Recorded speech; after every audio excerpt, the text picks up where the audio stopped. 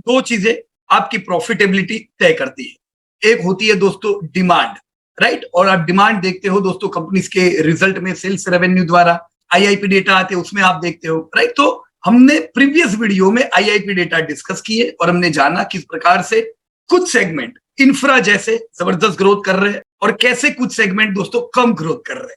तो जो बढ़ना चाहिए वो थोड़ा कूल ऑफ हुआ है और जो घटना चाहिए वो दोस्तों बड़ा है। घटना क्या चाहिए? इन्फ्लेशन।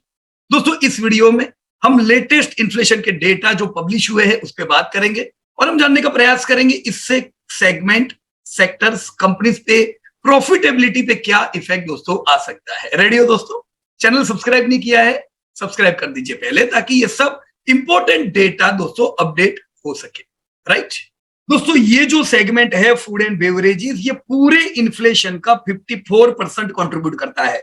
तो इतना चीज ध्यान में रखें दोस्तों कि फूड और बेवरेजेस में बड़ी ताकत होती है महंगाई दर बढ़ाने की। और अभी जो प्रॉब्लम हुई है ये फूड एंड बेवरेजेस की हुई है। दोस्तों ये वेटेज क्यों इतना दिया हुआ है? दोस्तों ये एवरेज जनसंख्या देखते हैं कि भी पूरे भारत की जनसंख्या में आपका पैसा किधर जाता है, राइट, एवरेज पॉपुलेशन का।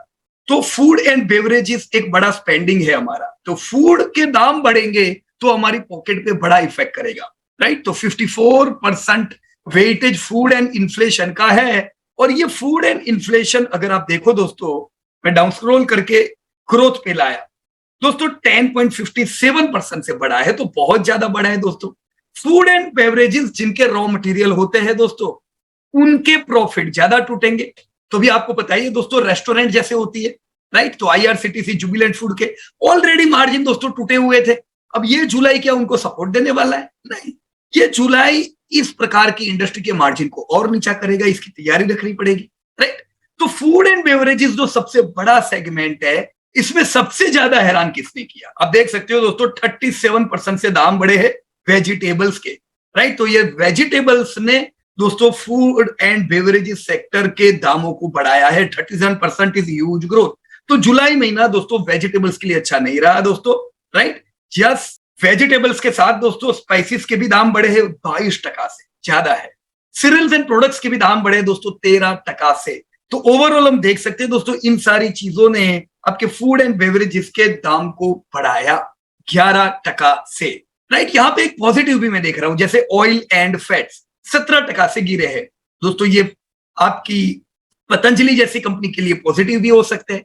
मिल्क प्रोडक्ट्स के दाम बढ़ना दोस्तों, ये भी आपके रेस्टोरेंट के लिए नेगेटिव है। चीज, पनीर, ये सब हैरान कर रहा था उनको। हमने लास्ट टाइम आप लोगों के साथ जुबिलेंट में बात की थी इसके बारे में दोस्तों, right. So overall food related inflation ने दोस्तों आपके महंगाई को बढ़ाया है।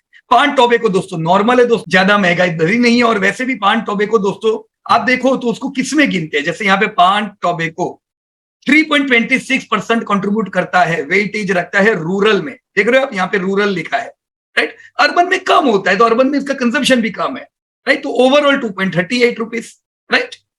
वैसे ही अगर मैं दूसरे क्लोथिंग एंड फुटवेयर पे आऊं दोस्तों, 7.36% वेटेज रखता है। 7.36% के क्लोथिंग के वेटेज में दोस्तों इन्फ्लेशन की मार 5.5% की है, 6% के अंदर है, कोई दिक्कत की बात नहीं है दोस्तों। हाउसिंग आप देख रहे हो, बिल्कुल वेटेज रूरल में नहीं होता है, राइट। रूरल में जनरली देखते हैं बरसों से जो घर चला रहा है वही, पर आपको नया घर कहां लेते हो? अर्बन।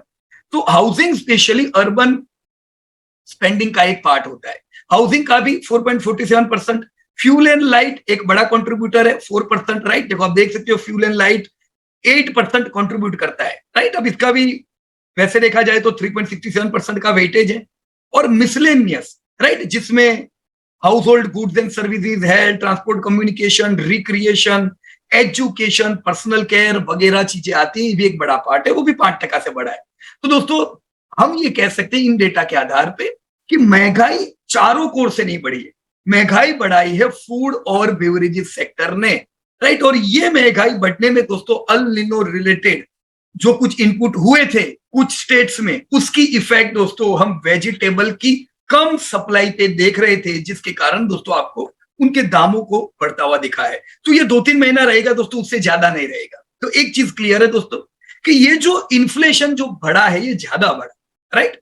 ये बढ़ा ज्यादा है, इफेक्ट भी करेगा, राइट, लेकिन ये लॉन्ग टर्म नहीं है। ये 2-3 महीने हमें हैरान करेगा, फिर वापस से आपका इन्फ्लेशन कूल ऑफ होके 6% के अंदर आ जाएगा। हालांकि हमको चाहिए कितना, 4%। 4% टारगेट इन्फ्लेशन रहता है, राइट। 4% चाहिए, 4% आएगा नहीं, पर 6 और 4 के बीच में रहा तो भी पिछले साल से तो अच्छा रहेगा। तो ओवरऑल ये पूरे साल हम देखेंगे दोस्तों, इन्फ्लेशन पिछले साल से तो कंफर्टेबल रहेगा। तो जो हमने प्रॉफिट बढ़ने की जो बात की थी कि इस साल प्रॉफिट बढ़ेंगे, अच्छे ही बढ़ेंगे, कोई चिंता की बात नहीं है। 2-3 महीना दोस्तों, यानी अभी जो Q2 के रिजल्ट जो आएंगे उसमें हम प्रॉफिट को इफेक्ट होता हुआ देखेंगे। Over the period of time it's a short term effect, हम वापस से बढ़िया सी तेजी दोस्तों बाजार में देखेंगे इन्फ्लेशन कूल ऑफ होते ही, right. So there is nothing to worry, good demand in India, demand बढ़िया है, कॉस्ट बढ़े हुए हैं इन्फ्लेशन की वजह से, पिछले साल बढ़े थे उतने नहीं है, limited food and beverages segment के ही इस बार कॉस्ट बढ़े हैं, तो वो तो 2-3 महीना टिकेगा, राइट।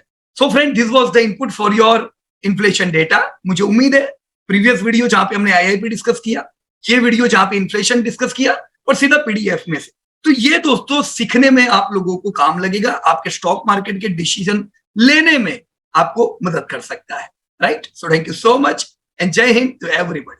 धन्यवाद। Disclosure: This update is for educating purpose. We are not tip provider.